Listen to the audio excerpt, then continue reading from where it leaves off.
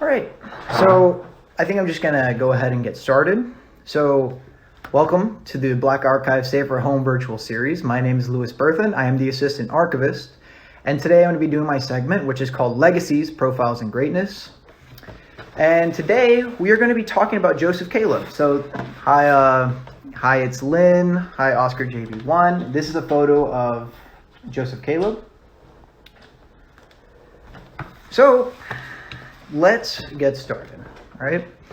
So Joseph Caleb left behind an illustrious career as a leader and a community activist. In the time he was active, he made tremendous progress on behalf of the workers of the community of South Florida and on the labor union that he was a leader of.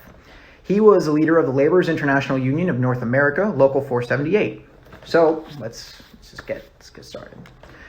So Joseph Caleb was born on November 2nd, 1937 in Fonsdale, Alabama. His father was Israel Caleb and his mother was Rosalie Caleb Bryant. So according to his brother Robert, they grew up very poor. Their mother washed dishes for a living and they moved from Alabama to Georgia in their early years. This poverty made a big impact in Joseph Caleb's life. So he moved to Miami after graduating from Beach High School in Savannah, Georgia at the age of 20, and he worked construction here, earning $1.50 a day. He started getting involved in leadership one day after a black foreman was fired at a job site and Caleb organized a strike. So this put him in the eyes of Bernard Rubin, the Local 478 organizer and business manager. So I'm going to read to you from a newspaper that they were interviewing Joseph Caleb, because he's going to give you a lot more information than I could. And at the same time, I think this is going to give you a little bit of insight into the union that he joined and he eventually became a leader of. So this man made day laborers a strong union. A thick maroon carpet covers the floor. There's a stereotape player on the sidewall table, and any minute you might expect a Playboy bunny to serve up drinks. The man seated behind a desk covering half the room is Joseph Caleb, 32, chairman of the board. He looks like a movie star or a riverboat gambler. He's dressed in a dark brown suit with gray pinstripe and beige shirt, matching tie and gold cufflinks and several rings. And most of the time he's smiling like he's just won $1 million. The image that this six-footer gives is anything but what his actual job is. President and assistant business manager for the Laborers International Union 478, supplying all the laborers at Dade County's union construction site. In 7 years as president, Caleb has increased the membership of his group, one that no one seemed to care about, into the second largest local in North America. Caleb came to Miami in 1956, a graduate of Beach High School in Savannah, Georgia. 2 years later, he went to work as a laborer in construction. Thank you everyone for joining me. I'm talking about Joseph Caleb today. So here's a picture of him. So Joseph Caleb continues. I was paid $1.50 an hour and I was happy to get it, he said. And then his face turns angry. His eyelids contract a bit and his voice chokes. He's not smiling when he recalls some humiliation of those early years. Some other men on the job would send me for coffee, he said. And he would buy me coffee. And I was a man just like him and I couldn't afford to buy coffee. I remember one day one of them said to me, I don't see how you can live on what you make. In the next 5 years, Caleb and his wife Yvonne had the third of their 4 children. Caleb by then had worked his way up to the shop to be a shop steward. In 1963, the president of the Local 478 left office and business manager Bernard Rubin asked him to run. I didn't have time to think, he said, so I ran and I won. He set out to make changes. In those days, he said, contractors used to go to the corner of 62nd Northwest 17th Avenue and pick up laborers. He said they discouraged them from joining the union because they told them the dues would be taken from their pay. I'm just going to stop right there. If there's any way to discourage people from joining a union, it's by telling them they're going to make less money. This is obviously not true, but it was very effective. So they continue. We had about 300 to 400 members when I took office. We had an office in the ghetto, the central Negro area. I started to appoint young guys as shop stewards and sent them to organize. And we began telling contractors that this is a right to work state. But if they hired non-union help, we would exercise our right not to work for them. We didn't have much static, he said, with a smile like he had just won another million. When Caleb took office, he was working under a contract that had just been negotiated. He said it had raised the hourly rate to $2.05 when it expired in 1967. But under the first contract that he negotiated, laborers got a pay hike of $1.25 over 3 years, lifting the hourly rate to $3.30. And last year, he negotiated a contract which would raise the hourly rate to $5.30 when it expires in April of 1972. Fringe benefits bring the rate up to near $6. In the meantime, the union membership had grown more than 1,500% to 6,000 at present. So When he joined it, it was 300 members, and at this point, he has over 6,000 members in this local union. We are the most integrated local, but membership consists of 85% blacks, 10% white, and 5% Latin American. And so it goes to show you the amount of growth that he put into this labor union, how much power he held. So I'm going to continue. I'm going to tell you a couple things that he did with that power, right? So he's remembered as an effective organizer, not only in his union, but with various other community service projects. Caleb had a soft spot for children and their education. This was probably due to himself growing up in poverty. And he funded various programs over the years, from summer camps to food drives to something that's called the University of the Streets. So let's read through some of that. So the Miami Herald actually put together a campaign in the late 60s, early 70s, that was basically called the Send a Kid to Camp Appeal. So Joseph Caleb had decided that he was going to help fundraise for this, and he instead of doing the Labor Day picnic for the local, he decided to donate that money to the Send a Kid to Camp, to Send a Kid to Camp fund. So that first year, they sent 20 boys to camp. In the second year that he donated, he upped the donation amount to $1,000, and he was able to send 20 students to the camp. Okay. And this is in addition to $1,500 a year scholarships that they were already giving to students. They were giving that to 20 students at the time. So he not only is sending kids to camp, he is actively funding their education, their college education. So this is also in addition to $6,000 that they had pledged to Florida Memorial College over 5 years. And so they were funding programs all over South Florida. There was another project that he was working on with the Miami City Commission that was basically to give free bag lunches to 2,500 disadvantaged youngsters in the summer. So these lunches were distributed through Dixie Park, Dorsey Park, Vyrick Park, Grand Avenue, Manor Park, Wynwood, Edison Center, Liberty City, Moore, and the two cities under Expressway mini parks. One of the other things that he was working with is that he used his union dues to get penny an hour from all his union laborers. This resulted in gathering $55,000 for scholarships, and this was the latest one. I believe this was in 1970. He was able to send 35 students with $1,500 scholarships each. So this is Joseph Caleb's take on this. We knew that a lot of our members didn't have the advantages of an education. So that's why we started the scholarship fund, he told the young recipients at a presentation today. When you go to your schools, he advised, don't take over the president's office. If you think something is unfair, go about changing it in an orderly way and go about making things fair. So, see, he was obviously using his funds all over the place. It was great. And so there is one more thing that he was putting together, and this is kind of a fun project for me. So if anyone knows about this, please feel free to add in. So in 1970, there was a corporation called Black Incorporated. And what they decided to do was essentially build a University of the Streets that was located at 1141 Northwest 3rd Avenue. Essentially, this building was going to be destroyed by the city of Miami, and the incorporation came and stopped the demolition. And they had asked for a 2-week waiting period so that they can try to get the funds to preserve this building. Joseph Caleb, himself being a fan of this idea, actually pledged $1,500 towards the preservation and acquisition of the building. Another thing that happened is that the city of Miami was initially agreeable, and they started helping with this effort. But at one point, they stopped sending garbage trucks to clear out the rubble. So Joseph Caleb intervened, and he actually called his own union members and was able to bring in a truck to continue the clearing out of that space. Unfortunately, it seems like this project didn't get off the ground, and I couldn't really find any reason why. It kind of just seemed to die off. So if anyone knows about that or has any information relating to that, I would love to hear from you. And we're going to continue. So now I'm going to continue on and tell you about what he did with his union, what protests he led, and what strikes he was able to lead. So this was in 1970. There was actually a union member who went to pay a traffic fine at the Metro Justice Building, and he was apparently put in the holding cells and beaten up by some deputies. This resulted in 1,000 union men protesting at the front of the Justice Building. And so just to put this in your head, I want you to realize that the Dade construction sites, his union was so large that if he decided to strike, it would have basically shut down construction in all of South Florida. So in this instance, because this man was beaten by the police, the police deputies, 1,000 men come out to protest that beating. So it shuts down shuts down the construction for that day. Another protest that they put together was when Joseph Caleb was picketing with some of his union workers. He was taken into custody and this is a protest in front of the Miami International Airport. He was taken into custody and booked on disorderly conduct and later released for a $250 bond. However, this didn't stop a Thursday gathering of 500 men in the construction job hard hats to protest this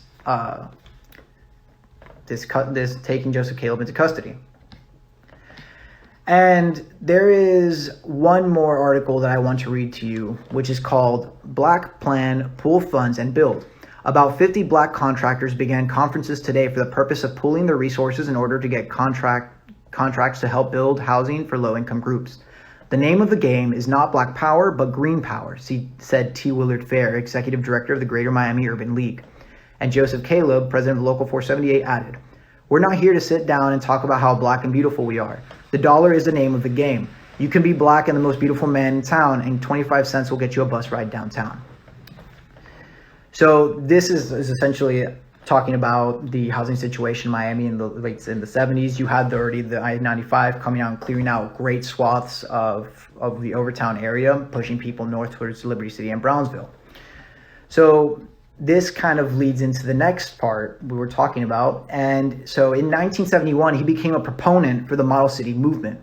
He was elected to become the chairman of the Model City Advisory Board, which set policy for the federally funded program that addressed the area of Dade County that encompassed Liberty City and Brownsville. So I'm going to read to you from two articles that basically discuss what he was dealing with while he was the chairman of the board.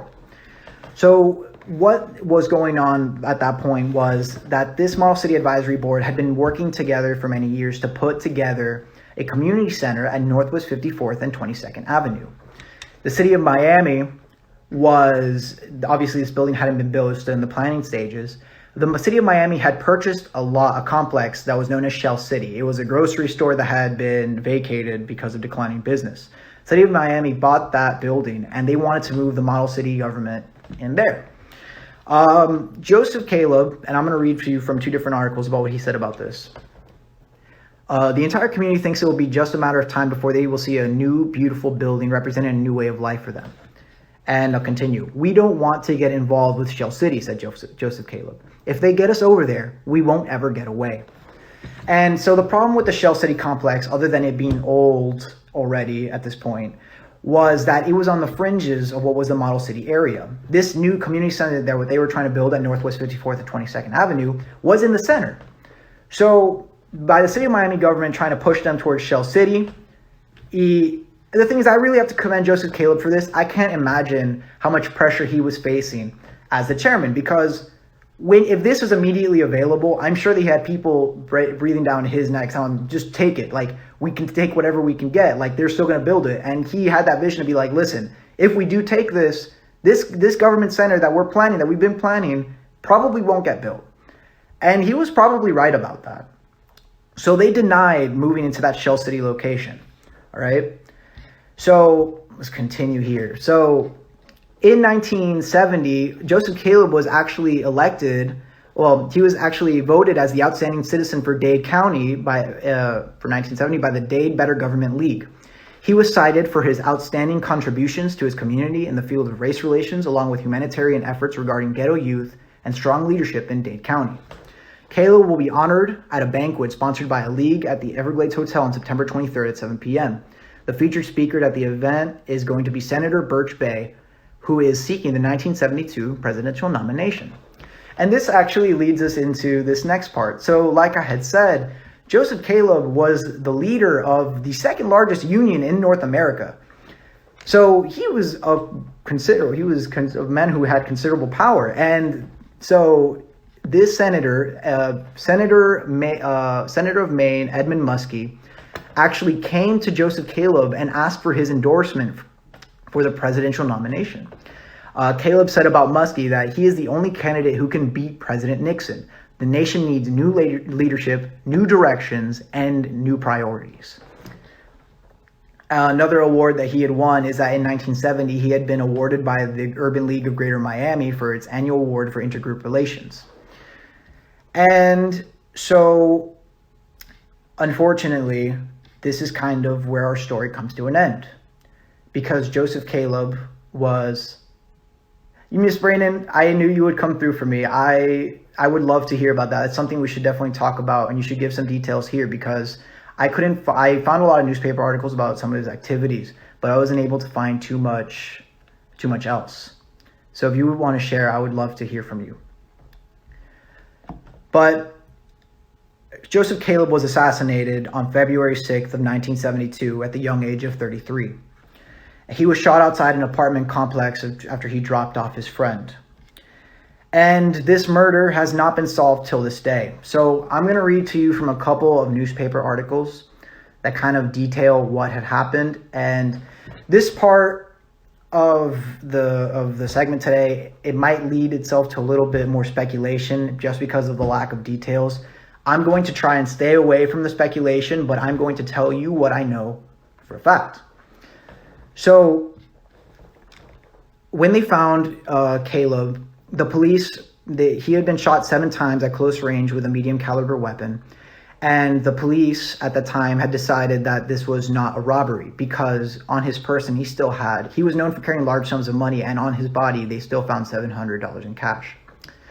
So they ruled out robbery, and they just said it was a personal or political reason. And nothing really came forward after this, right? So I'm going to read you some of the things that people said about him after this. Let's see. So those early years, and this is Bernard Rubin talking about Joseph Caleb, those early years as a Union president were probably the best years of Joe's life. He had reached the top and found it comfortable. He found a weak organization and he made it strong. He made life more comfortable for his family, a wife, and 4 children. The job also brought in more money. He spent a lot of money on clothes, said Rubin. He was flashy. His people enjoyed seeing him dressed well. He was a hero figure. It was not unusual for Caleb to pick up a restaurant tab for a party of 10 or 12, to loan someone some rent money or bail someone out of jail or give someone a job. He was always broke, said Rubin. He used to give it away. Those who knew him said that Caleb seemed to spend and give his money away as if he were making up for all the years he went without it. It goes back to what we had talked about when he grew up poor. And I also want to read from this article, which is one of the last interviews he gave with the Miami Herald. So Caleb told the Herald about the black community he served. Certainly one of the problems is the tremendous burden of installment debt black families face. It's so easy to get. Solicitors move door to door selling everything from sewing machines to refrigerators for $15 down and 75 cents a day in a box in the back to run them. Blacks pay more for everything. Blacks pay the maximum and get the minimum. Caleb spoke of this and other problems in one of his rare quiet moments in a downtown restaurant. They live in rat-infested, roach-infested slums for $30 a week under a verbal agreement contract under which they've got no rights and nothing gets repaired. 80% of the ghetto housing in this is this way. The inhabitants of Germ City over on 11th Avenue have few parking space and the septic tank runs over every week. I don't have any facts to prove it. I get it from the people who I know just by living here. And he's right. This is a thing that also happened. It maybe wasn't reported quite as well as the time, but we know for a fact that a lot of these houses that were being owned by these white landlords were in terrible condition. They were in horrible conditions of disrepair, and nothing would happen to get them fixed. So again, Caleb really did have the vision. He wasn't afraid to talk about these things. Early versions of rent installment schemes. It's like, there you go. See, and so he had the vision to talk about these things at a time that really no one else was. And this is going to be my last part of this, because 2 weeks after his death, Metro Detective Sergeant Kermit Russell of the Homicide Squad said more than 10 investigators are assigned full-time to the case. And now I want to show you a couple articles that I came across about what the police were dealing with at that time. So about 3 months prior, this is the headline: City won't recognize PBA, the Police Benevolent Association, in any bargaining talk. The Miami City Commission yesterday said it would no longer recognize the all-white Police Benevolent Association as a bargaining unit in wage or any other negotiations with the city. The vote was unanimous after Tom Washington, representing Community Rally Against Crime, called for withdrawal of all PBA members from patrol duty in Miami's black communities. He suggested that they be replaced, if necessary, by National Guard troops. Continue. We can no longer stand for white racist policemen endangering the safety of black people, he declared. Black residents are not citizens. They are suspects in the minds of many white cops. This was such a big case that the suit against the PBA and its practices were actually taken to the U.S. District Court and U.S. District Court of Appeals to end a racial discrimination. So that was happening with the Police Benevolent Association of Miami. This is 1971, okay? So it seems like it was a long time ago. Really wasn't that long ago. This was only a couple years removed from the Civil Rights Movement, right? And the next thing, so this is another article that I have found, and this is in Florida City, okay? So let me find you the article here. Absolutely right. Nothing new under the sun. The thing is, I didn't plan for this talk to be quite as timely as it is, but there is nothing new under the sun. So in that Black Plan Pool Funds and Build, there is an article right to the right of it, and I'm going to show you the photo here. So, Fiery Cross greets black candidate. So this was a black man named Thomas, who was running for police chief of Florida City, and he wakes up to a burnt cross on his front lawn. So when I read the article that says that 10 investigators are on the case looking for the person who murdered Joseph Caleb, I don't believe that. And the next thing is that I'm telling you the Police Benevolent Association was all white and they were being taken to the courts for their racially discriminatory practices. And a man who is running for the Florida City chief of police wakes up to a fiery cross on his lawn. That is not something that just happens, okay? So the other thing is then we can get now into what was going on nationally. This was under the presidency of Richard Nixon, who we know had his FBI constantly surveilling black leaders. Like I said, Joseph Caleb was the leader of the second largest labor union in the country. There is no way that he was not being surveilled in some capacity. And even though I couldn't find anything of him being explicitly political, being the leader of a labor union is in and of itself political. So it's what can you say? I mean, the thing is, these are things that came out after the fact, and there's nothing really that can be done about it today, but we have to talk about the situation as it was. So till his day, his murder has not been solved. And in his honor, that large city center that was located at Northwest 54th and Southwest 22nd Avenue did eventually get built. It opened on September 25th of 1977, and it is known as the Joseph Caleb Community Center. And so that 7-story building has been an integral part to the model city, to Brownsville and Liberty City. And it actually used to house the Black Archives until we moved to the Lyric Theater complex that was completed in 2014. So to finish this out, I want to quote T. Willard Fair, because he said this of Joe. Joe dared to buck the system, not to ascend to power for the self-aggrandizement, but because he has the power and did not mind taking risks with that power. He was unselfish in his caring about the community and will always be remembered as a charismatic community organizer. So, thank you for listening to me. For everyone who just joined in, this is Joseph Caleb. And we have here at the bottom a photo of the Joseph Caleb Center. So if I have any questions, I'd love to answer them. I will try to stay away from speculation. I will try to stay to what I know is a fact. But in the meantime, tomorrow we are not going to be doing the virtual field trip. Tomorrow we have a very special celebration for Juneteenth. The director, Timothy Barber, has partnered with other culturally black institutions across the United States to make a video to celebrate Juneteenth, and that's going to go live tomorrow at 12. So it's very exciting.